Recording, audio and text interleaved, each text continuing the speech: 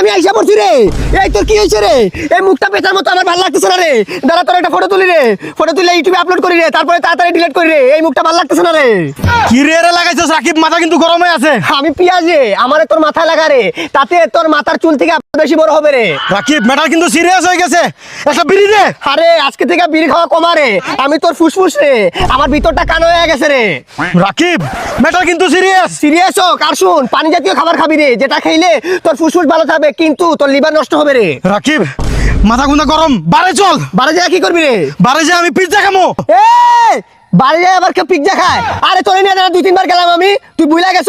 হ্যাঁ, বাড়ি যায় মানুষ পিজ্জা খায়? ওই বুকা নাকি তুই? বাড়ি যায় তো ওই যে বার্গার খায়। হ্যাঁ তাহলে বার্গার খামো চল। কি দিয়ে যাবি? এই কার দিয়ে যাবো, আমার কার রাখাইছি অনেক। গাড়ি কে চালাইবো? গাড়ি আমি চালামু পুরা 140-এ এমনি টার্ন করমু আর গান্ডা লাগামু, দর্দ তোমারা জান পে মেরে রীতি। চল। আমি যাবো না রে, আমার চাচা খুব অসুস্থ রে, আমার চাচার জন্য আমি মেডিকেল আপেল নিয়ে যাবো রে, আপেল নিলে আমার চাচা ভালো হয়ে যাবে রে। এ মামা আচ্ছা বাদ দে সব।